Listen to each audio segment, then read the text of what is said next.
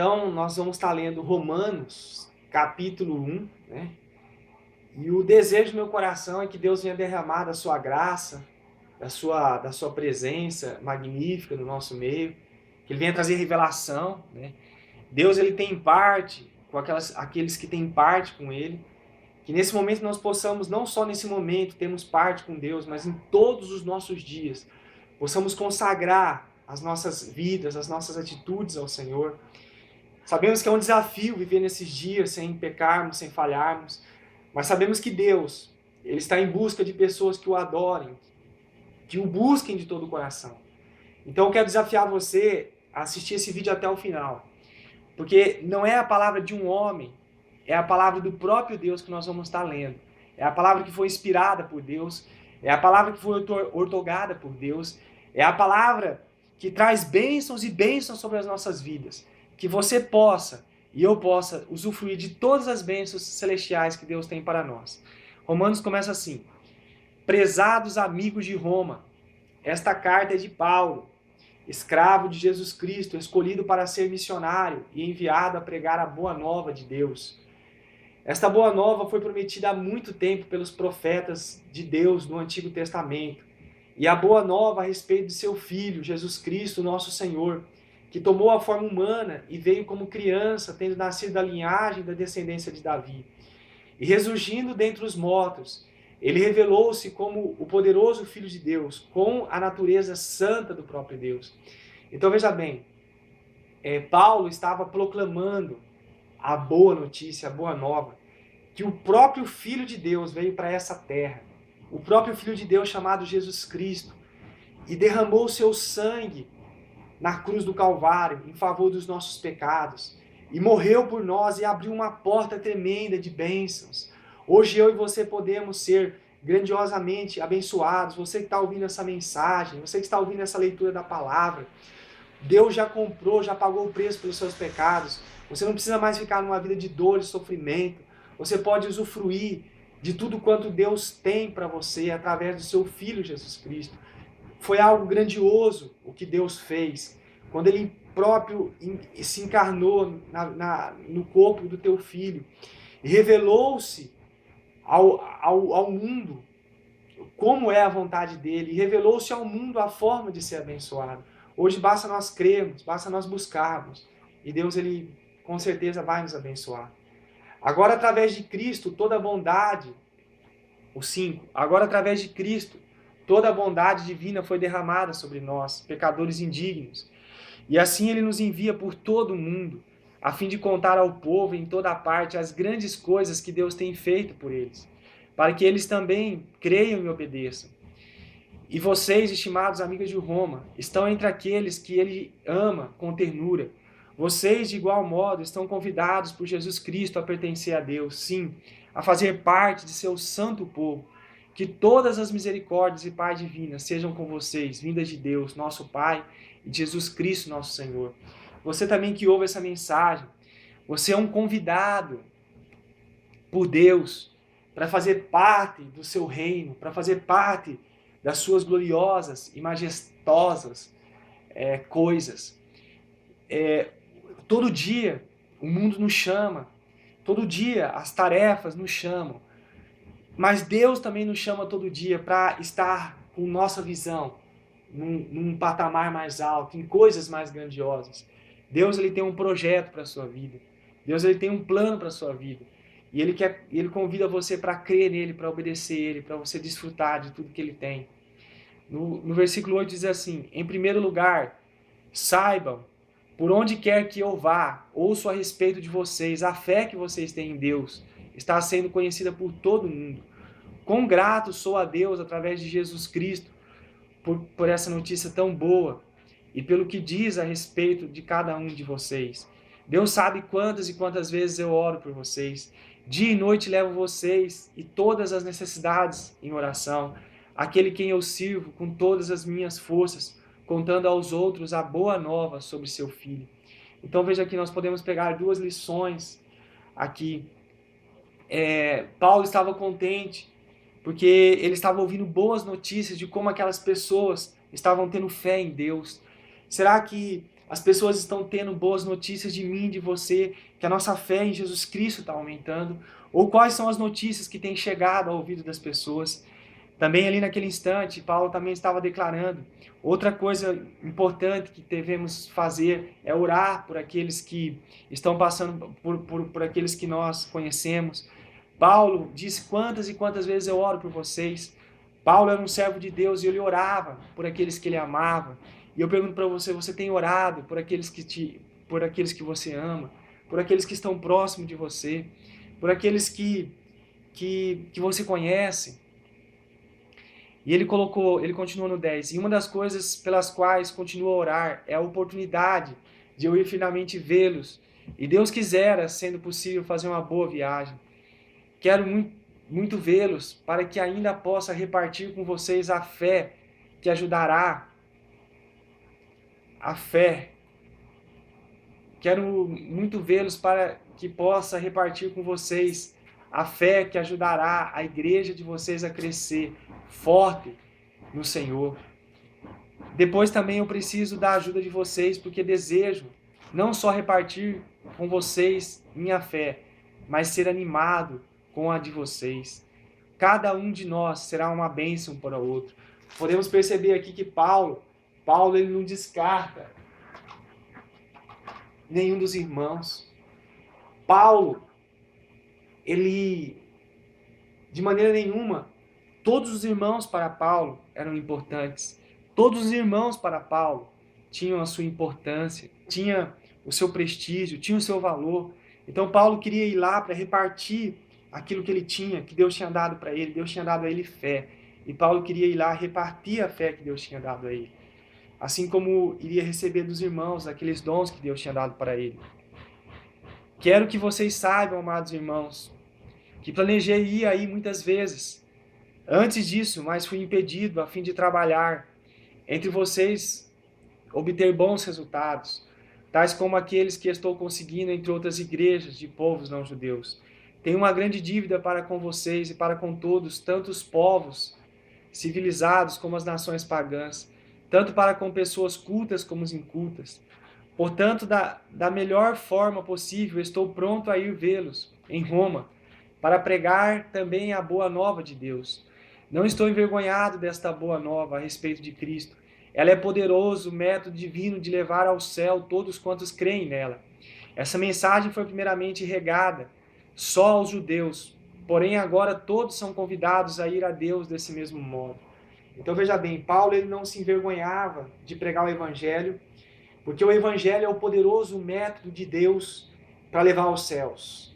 Você quer ir aos céus? Você quer levar outras pessoas aos céus? Então pregue o evangelho, divulgue essa mensagem, porque todos aqueles que passam a crer nessa mensagem, porque todos aqueles que aproximam dessa mensagem serão salvos.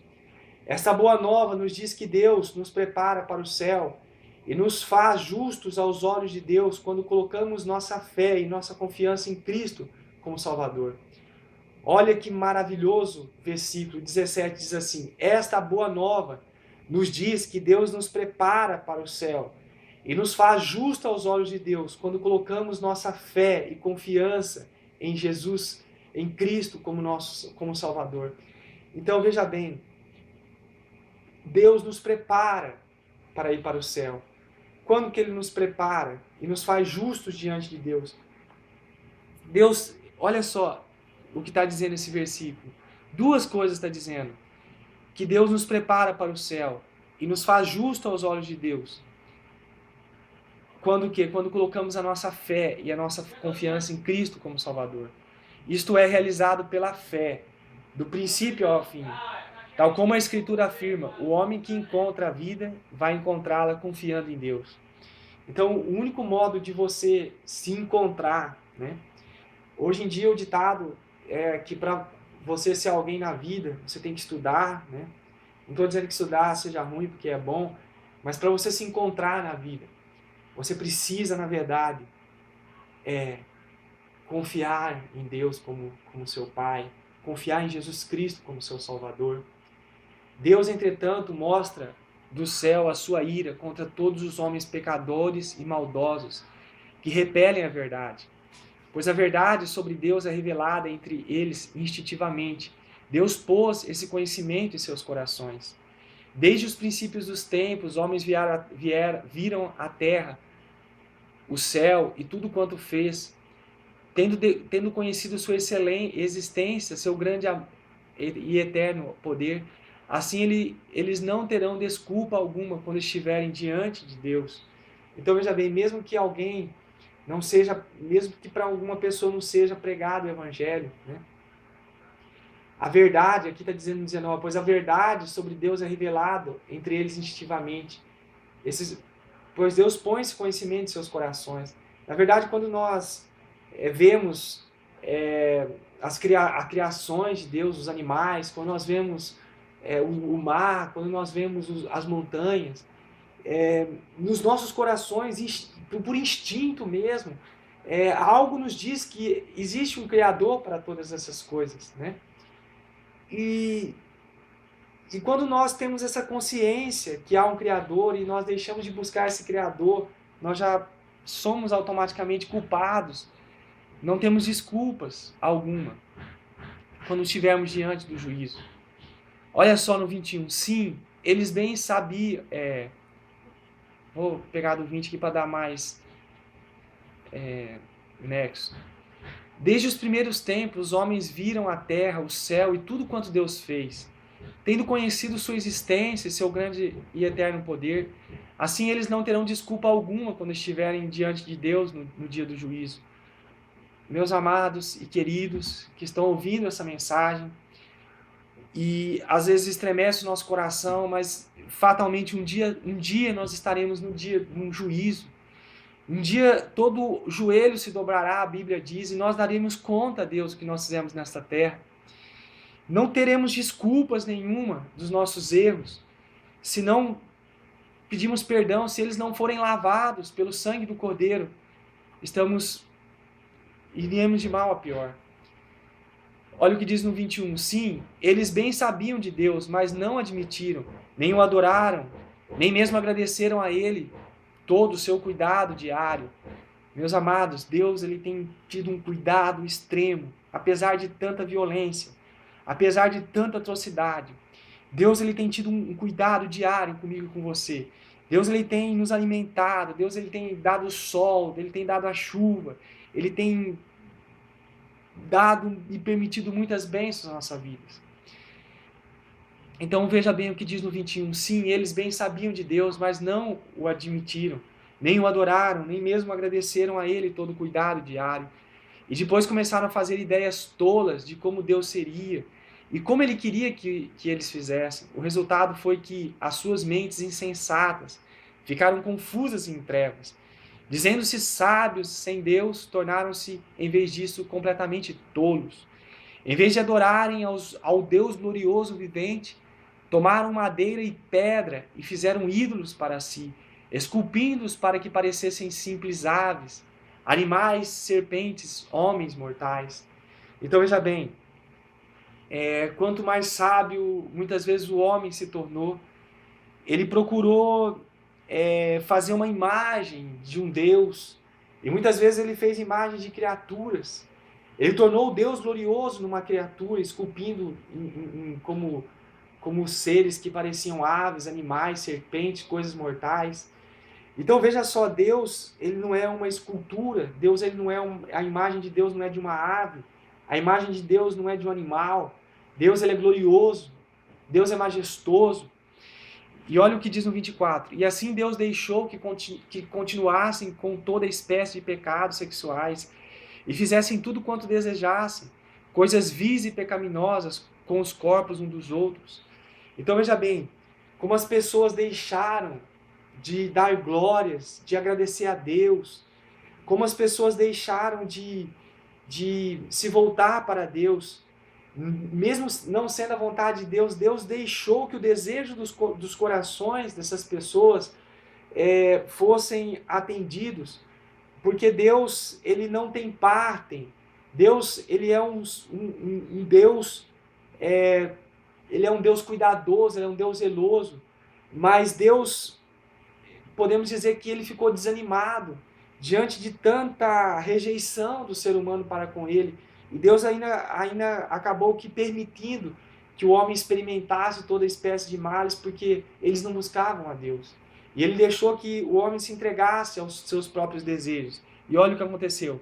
E assim Deus deixou que continuasse com toda espécie de pecados sexuais, e que fizessem tudo quanto desejasse coisas vis e pecaminosas com os corpos uns dos outros.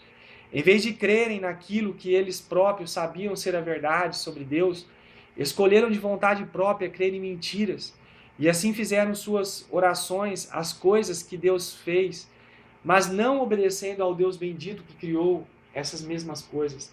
Então olha o ponto crítico que o ser humano chegou, a fazer orações, a fazer petições a criaturas, e não ao próprio Criador que criou todas as coisas.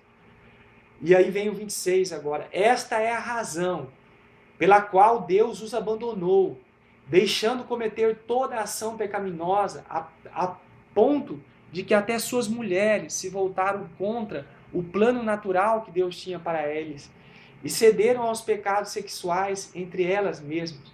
Então veja bem, qual é o que leva, hoje nós estamos diante de um mundo em que a ordem natural das coisas ela foi quebrada, né? Nós vemos mulheres com desejos para com mulheres, homens para desejo para com homens, contrário à natureza, à ordem natural das coisas.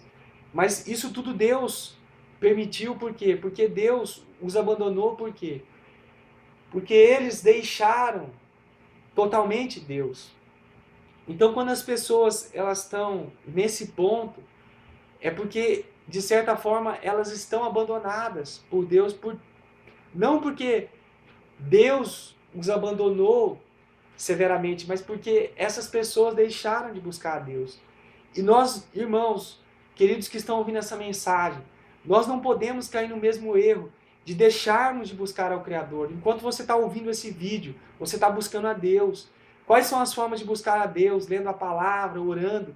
Isso tudo vai fazendo com que a mão de Deus ela esteja sobre nós, nos guardando, e não sejamos abandonados.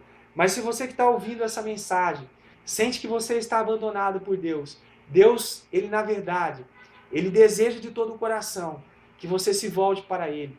Quando você se volte para Deus, você deixa de ser um abandonado. E Deus ele passa a cuidar de você.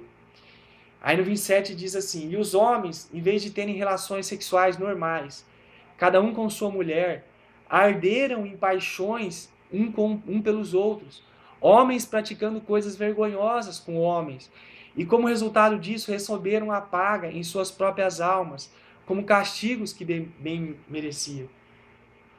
Então veja bem, em vez dos homens ter relações sexuais normais com as mulheres, eles começaram a se arder em paixão, uns homens para com os outros, é isso que a Bíblia está dizendo.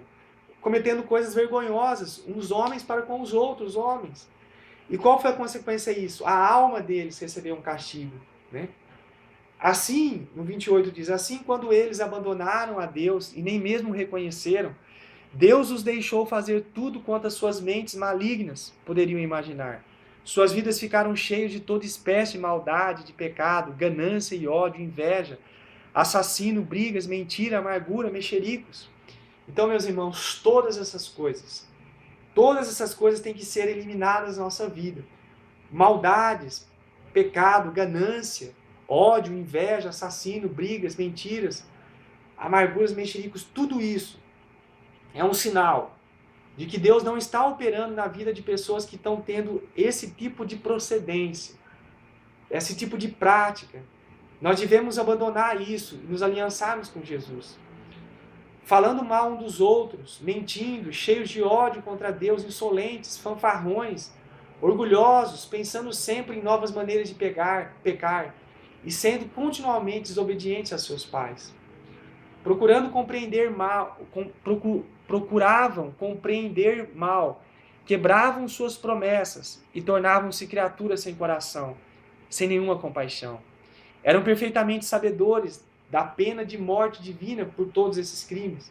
Contudo, continuavam assim mesmo, e os praticavam de todas as maneiras, encorajando os outros também para que agissem desse modo. Então, que Deus, o Todo-Poderoso, tenha infinitas misericórdias de mim e de você que está ouvindo essa mensagem. E que todos esses males que têm se levantado atualmente sobre a terra, que têm se levantado atualmente sobre as pessoas do Brasil, sobre as pessoas de Portugal, sobre as pessoas dessa terra, que Deus nos guarde de tudo isso e nos aproxime a cada dia mais. Meu irmão, meu amado, é tempo de se aproximar de Deus. É tempo de deixar o pecado de lado. É tempo de se voltar para Deus, a fim de que as bênçãos de Deus venham sobre mim e sobre você. Que Deus abençoe poderosamente a sua vida, e guarde a sua alma e o seu coração, em nome de Jesus.